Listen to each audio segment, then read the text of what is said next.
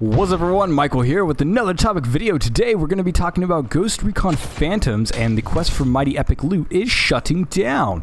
Ubisoft is kind of shutting down two of their free-to-play titles in a little bit, so if you're just here for the topic and news or whatever when it's shutting down, Ghost Recon Phantoms I believe is going until December, and then that one's going to shut down. And then the quest for mighty epic loot, at least I think it's called Mighty Epic Loot. I really don't care about that one, so I'll mostly be talking about the Ghost Recon one, but that one will be shutting down, I believe, in October. You can get the exact dates in the posts that I'm going to link in the description. Hopefully they ended up staying up, but you can go and look at that, you know, the official announcement post or whatever on their forums. Before we go too much into the topic, game in the background is Ghost in the Shell First Assault. It is a free-to-play online competitive shooter. I actually struggled finding a competitive shooter that I actually liked, and this one just kind of came up because I did a video on it, and I actually enjoy it quite a bit. My video is a little bit outdated because it was based on the closed beta version, and so they've, you know, fixed up a lot of the technical, like it is miles ahead on the technical side. It runs a lot smoother. It still has some performance issues here and there, and it still has micro stutter when you first get into a match for the first time, but they've fixed a lot of their issues. They've added in technical gameplay elements, and there's a lot more content now in the game, so it's actually quite a bit better. But I originally recommended it, and so I still recommend it. You can go check out my video. My general opinions on the gameplay is still the same. Just remember that the technical side and the player-based problems have all been pretty much fixed, and there's actually a decent amount more content. Not a lot more, but there's enough. Anyways, I'm going to stop rambling about this game because that's not really what this video is about. So, Ghost Recon Phantoms and Quest for Mighty Epic Loot. Now, they're shutting down. Ubisoft, big companies shut down free-to-play games all the time. You know, any game, even non-free-to-plays, they have kind of a lifespan, but free-to-play games require you to actually, like, keep development up on your game, and big developers realize that that actually costs money, especially when you go to AAA qualities. Now, I'm not gonna say that Quest for Mighty Epic Loot or, you know, Ghost Recon Phantoms are technically like AAA quality. Like, the gameplay you're seeing in the background is probably even better than it was for Ghost Recon Phantoms, because quite frankly, Phantoms or Ghost Recon Online was pretty bad for a really, really long time. And I didn't actually start liking it until like a year after development, but I was originally in the closed beta of that. Quest for Mighty Epic Loot, I actually haven't played that since the closed beta, and I remember I didn't particularly like the game itself. I like the idea.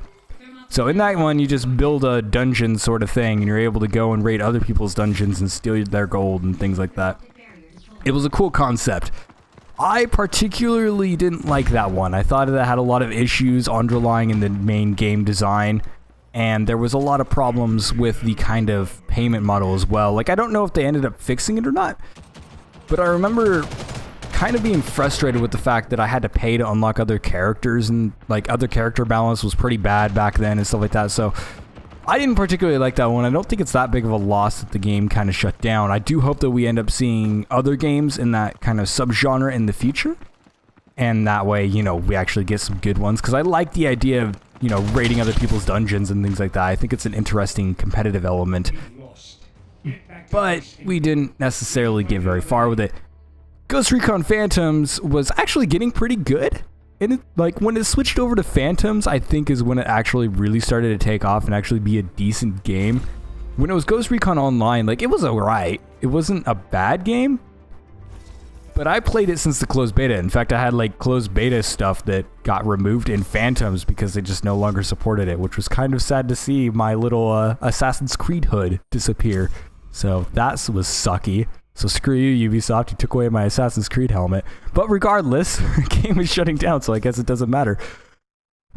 It was pretty meh for a very, very long time, and so I'm not surprised that it never took off anywhere. And they really tried to bring it back by rebranding it into Phantoms, and they're like, hey, you know, now it's a new game and everything like that. It really wasn't. It was just an improved version. But the main problem with it is it didn't really feel like a Ghost Recon game that much. It was very generic in its kind of delivery, and it didn't really have a lot of uniqueness to the game. It was kind of whatever. And so a lot of people didn't end up playing it, and I don't blame them. And people that did end up playing it probably didn't play it for very long, because it was kind of like just a meh experience. And I didn't necessarily like the payment model either. They did the whole thing to where you have to buy weapons and things like that. Like, you could unlock everything normally, and so you didn't actually have to, like, pay to get new weapons or anything like that. But it was really, really grindy to get new weapons, which was one of the main things that kind of is a problem in a lot of free-to-play games. Ghost in the Shell is kind of getting around it by having a rental system and things like that, which is kind of nice, and you unlock things as you level up, and they have different events that have different rewards. So I actually have a decent amount of weapon selection. Ghost Recon didn't do that, and so I had to use like a sniper rifle and an SMG that I started out with for like over a year because I didn't play a lot. And so yeah, that wasn't necessarily drawing. But when they came out with the Phantoms update, I played it again, and I thought it was better. But I also think that there's a lot better games in the market to end up playing. As in, maybe not for competitive. I guess I'm not really into the competitive scene, so I guess that's kind of what I would kind of say about that, is that maybe not competitively, but like as just a shooter in general, there's a lot of good shooters out there that you can end up playing that were way better. And even Ghost Recon games, like I would rather play something like Terrorist Hunt or the competitive of like Future Soldier or something like that, because that was much better than what we were getting with Phantoms. Unfortunately, like Phantoms just wasn't as good as it could have been. And so I'm not surprised that Ubisoft is shutting both of them down, because they weren't necessarily good things. Now, why do I think they are getting shut down? Purely because Ubisoft didn't invest enough money in actually making a really, really good product and advertising it properly. And they also realized that because they weren't investing enough in it, they also weren't making enough, and they weren't willing to invest more because it wasn't making enough. And so it was kind of like one of those catch-22 things of, you know, one way you could go about it is they just wanted money, and the free-to-play market seemed like something they could get money from, and they weren't getting money. Therefore, why would you keep doing it? So yeah, basically, they're shutting down because they don't, you know, have the money for it, I guess. Now, as more of a kind of like background thing, you know, free-to-plays are kind of original, and I do always like to add a little bit to the discussion, and I haven't really talked about this too much. But one of the reasons why the game wasn't very successful, in my opinion, at least in terms of Ghost Recon, is that they had a polished experience in the end, but they didn't really add anything original that made it so that people wanted to go into it, which is something that just sells games in general. But they also didn't have any kind of content flow that went into the game. Like, maps took a long, long time to come out. Basically, there was new weapons that would come out like every like few months. And so there wasn't enough to like draw you in. There wasn't anything interesting. Like, there was no new events or anything like that. It wasn't like, hey, do this thing and then get that. And maybe this changed after Phantoms released, but it still didn't kind of save me. And then also in the kind of long running stand of it is that the game was in development for a really, really long time, and it was available for over 4 years. So people try it once and they're like, I don't like it. They don't come back. That's going to be a thing. I have people that criticize, you know, a lot of games that I've enjoyed quite a bit. Like Warframe is a good example. I love Warframe. I think it's a fantastic game, even though it is a grindhouse. It is just one of the grindiest games I've ever played in my life. But I still enjoy the game, and I have people criticize it because it was very, very, like, super grindy and didn't have a lot of content back in the closed beta. In fact, it had one map set, and it was ridiculously grindy and kind of boring because of that, and they didn't have a lot of weapons or anything. They had like 4 weapons. The thing is, that game has been in development for a very, very long time, and you go play it now, it is a completely different game. It is an incredible game at that. And so you kind of have this situation to where people tried it once and they didn't really like it. The problem is Phantoms didn't completely change their game, and they didn't advertise it, and it's not one of the most played games on Steam. Therefore, it's not going to get very, very far. And I think that if they ended up investing more money into it, they could have definitely taken it another step farther and actually saved the game. But Ubisoft probably just didn't put the publisher and developer, you know, motives into it, because of, you know, just the fact that it wasn't making money in the first place, which is unfortunate. And then Quest for Mighty Epic Loot, probably kind of the same case. I mean, there's not a lot of free-to-play games that end up doing particularly well from a lot of larger developers, or larger publishers, I'd say, not larger developers, because it wasn't developed by, I don't think, any large developers. Normally, what publishers end up doing is they hire a smaller kind of dev team to make a free-to-play variant of an IP. And it's very, very rare that we actually get games like the Quest for Mighty Epic Loot to where it's actually an original concept, or at least it was. I know that there's a lot of like kind of free-to-play games that I don't particularly like because they're all pay to win. But the idea is kind of coming around to where, you know, people are like, hey, we could actually do this now, and it'll work.